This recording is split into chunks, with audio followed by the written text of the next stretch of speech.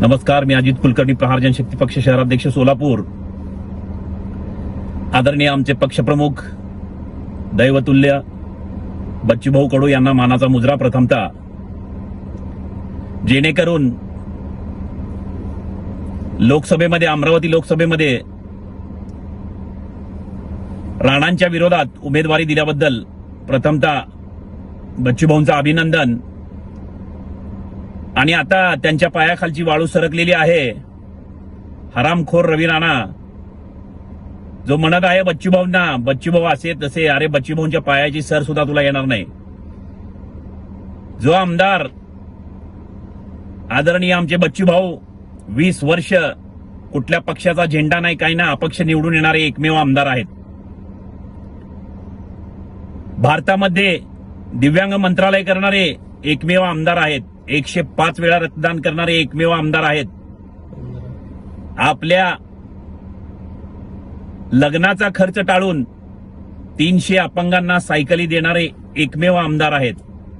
महाराष्ट्र राज्यात मला असा एखादा तरी आमदार दाखवा जेणेकरून जनसामान्यांसाठी, शेतकऱ्यांसाठी, अपंगांसाठी 350 गुन्हे दाखल असलेला एकमेव आमदार म्हणजे आमचे आदरणीय बच्चूभाऊ आहेत। राणा, त्यांच्यावर बोलायची तुझी लायकी नाहीये। तू स्वतःकडे बघ। बाईच्या जीवावर मोठा झालेला तू काय त्यांच्याबद्दल बोलतो? बच्चूभाऊंच्या केसाला जरी धक्का लागला तर अखंड महाराष्ट्र पेटून उडेल, हे या माध्यमातून मी तुला सांगू इच्छितो। तू तुझ्या मतदारसंघापुरता आहेस। दरेकर सुद्धा परवा म्हटले, दरेकर सुद्धा दरेकरच्या मतदारसंघापुरता आहे। आदरणीय आमचे बच्चूभाऊ महाराष्ट्र राज्यात एकमेव धगधगणारी तोप आहे, हे सगळ्यांना माहीत आहे।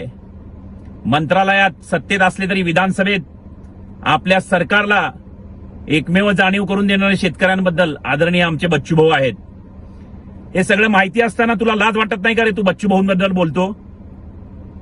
अरे राणा, आता राहिला नाही तुझा काही बाणा। संपलाय तुझा ताठरपणा, मोडलाय तुझ्या पाठीचा कणा।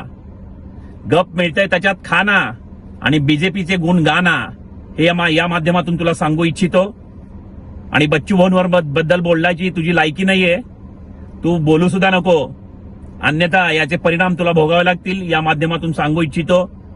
धन्यवाद। जय हिंद, जय महाराष्ट्र, जय प्रहार।